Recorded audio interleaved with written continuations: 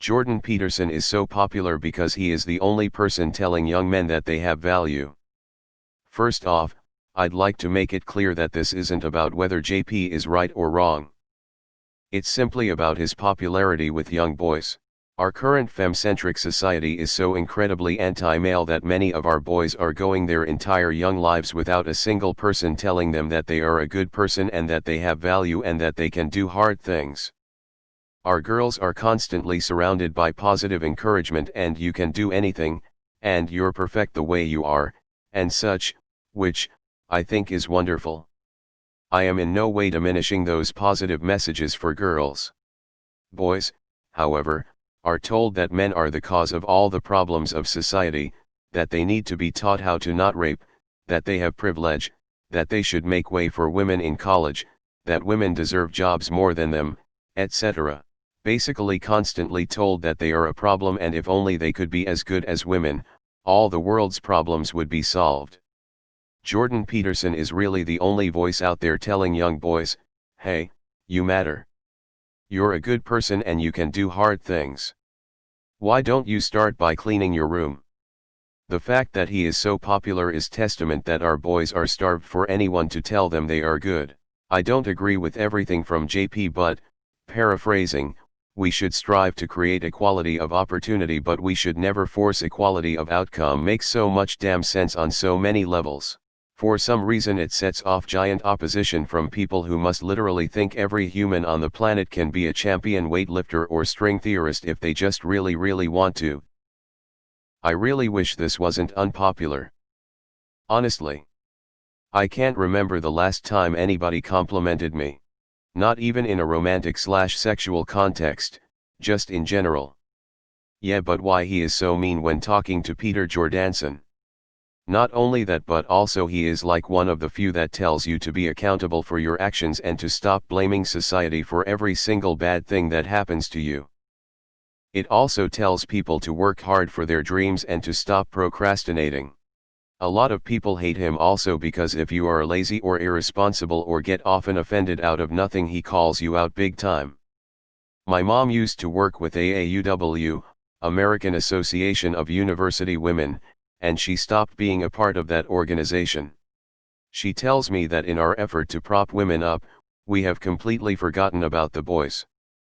She now teaches kids to read, and she says what she sees in the classroom with boys being ignored, demonized, and otherwise not educated as they should is shocking. She does her best to try to work with the boys and help them out, because, at least from what she's seen, they really need help. It's okay we have Gillette to tell us how to be better lulz. I didn't think about it this way before. Now I feel sad for all the boys who don't have anybody to tell them they matter. I completely agree with this. He completely shifted my worldview from one of blame to one of proactive improvement. I'm politically central left, but I never felt comfortable with the delusions of those who talked about how things would be all sunshine and rainbows if only everyone else was different. If only equality was mandated I'd be happy, if only everyone said things I agree with I'd be happy, etc. It's all a load of nonsense, and when I read 12 Rules of Life I finally found something I'd been looking for a long time, a solid, logical framework under which happiness is attainable through something I have control of, myself. In this day and age, that's a radical viewpoint. Yeah, the guy's not perfect. He's especially vulnerable right now, though I'm looking forward to his return. But I think he is massively misrepresented as a preacher of hate, particularly by people who believe that empathy is more important than honesty. I wholeheartedly agree. A lot of men, though predominantly younger men/boys, don't know their own value and often go through their lives starved of attention, love, and support, sometimes from an extreme early age. I feel that the man-blaming and man-shaming that's popular right now thanks to radical man-hating feminists influencing the media will lead to problems for the next generation of men. Boys who feel they need to act like women, be ashamed of what they are and put up with hatred lobbed against them for what's between their legs. Whether or not JP's opinions are good or bad aren't important, what is important is that he's inspiring young men in positive ways that are good for them. Positive reinforcement. That's exactly what young, and some older, men need. I just had a conversation with a complete stranger about this. I went to Rapid Fired Pizza and she served me and she told me I was a really nice person and I told her it made my day, and as a guy, we get starved for compliments, so it meant a lot to me for her to say that. Made my day at work a lot easier, and hopefully next time I go through, I see her again. What Jordan talks about is important, but personal responsibility is a pretty common conservative talking point. What separates Jordan Peterson from people like Ben Shapiro and other conservatives is that he doesn't deliberately provoke people and has experience as a psychologist.